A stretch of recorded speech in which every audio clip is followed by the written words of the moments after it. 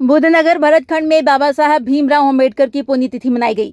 खगड़िया जिले की परबत्ता प्रखंड के सौड़ उत्तरी पंचायत के बुद्धनगर भरतखंड रविदास बैठका में बाबा साहब भीमराव अंबेडकर की पुण्यतिथि पर श्रद्धापूर्वक याद किया गया। कार्यक्रम का शुभारंभ शिक्षक सिद्धार्थ ने किया। शिक्षक सिद्धार्थ कुमार ने बाबा साहब भीमराव अंबेडकर के प्रारंभिक जीवन पर प्रकाश डालते हुए कहा कि डॉक्टर भीमराव अंबेडकर और उनके पिता मुंबई में एक ऐसे मकान में रहने गए जहां एक ही कमरे में बेहद गरीब लोग रहते थे, इसलिए दोनों एक के लिए एक के साथ सोने की व्यवस्था नहीं थी, तो बाबा साहेब अंबेडकर और उनके पिता बारी बारी से सोया करते थे। जब उनके पिता सोते थे तो डॉक्टर भीमराव अंबेडकर दीपक की हल्की सी रोशनी में पढ़ते थे। शिक्षक सिद्धार्थ कुमार ने बताया कि बाबा साहेब भीमराव अंबेडकर संस्कृत पढ़ना चाहते थे, लेकिन छुआछूत की वजह से संस्कृत नहीं पढ़ पाए। डॉक्टर भीमराव अंबेडकर ने साल 1915 में कोलंबिया विश्वविद्यालय से अर्थशास्त्र में MA की डिग्री प्राप्त की। साल 1917 में ही स्कूल ऑफ इकोनॉमिक्स में दाखिला लिया। शिक्षक सिद्धार्थ कुमार ने यह भी बताया कि बाबा साहेब अंबेडकर 64 विषयों में मास्टर थे। इसके साथ ही उन्होंने विश्व के सभी धर्मों के बारे में पढ़ाई की। बाबा साहेब का कहना था, शिक्षा वो शेरनी का दूध है जो जितना पिएगा वो उतना ही दहाड़ेगा।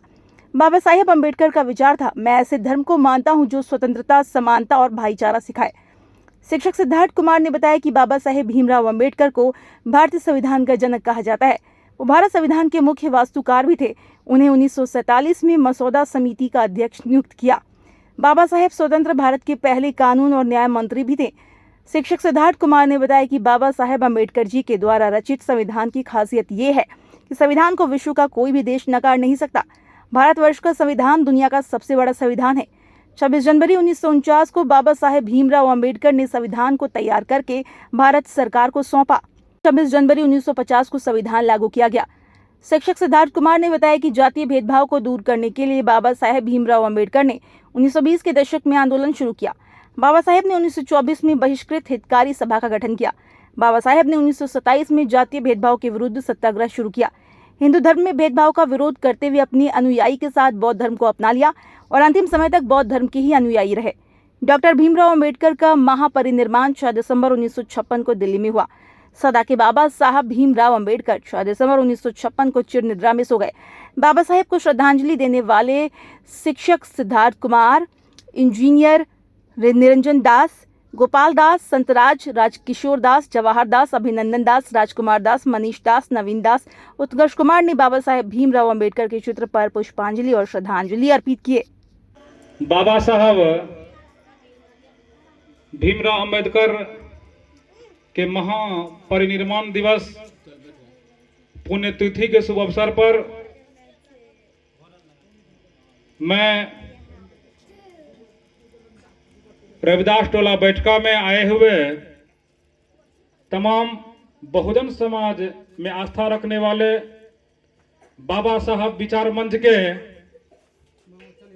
समस्त ग्रामीण बंधु का, समस्त माताओं बहनों का, समस्त छात्र छात्राओं का मैं सिद्धार्थ कुमार हार्दिक अभिनंदन और स्वागत करता हूं।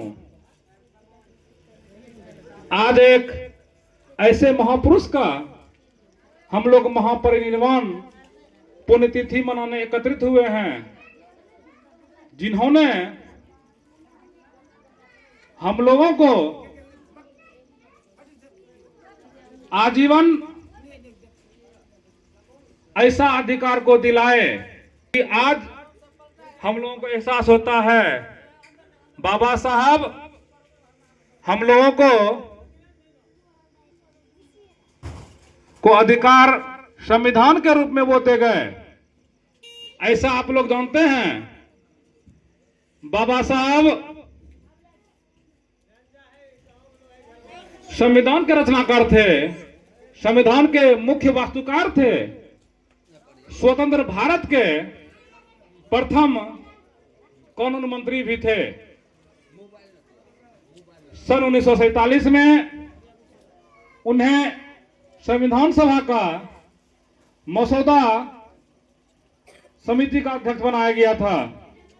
बाबा साहब पूरे विश्व का भ्रमण किए, कानूनी किताब को पढ़े, समझे और तब जाकर के उन्होंने संविधान निर्माण के बारे में सोचे।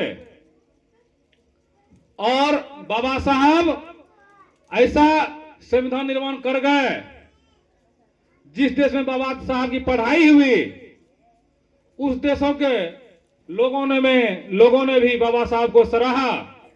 किसी ने इसके संविधान को आज तक किसी धर्मावलंबी के लोगों ने नकार नहीं सका, क्योंकि बाबा साहब सभी धर्मों में मानव मात्र को जानते थे, देखते थे।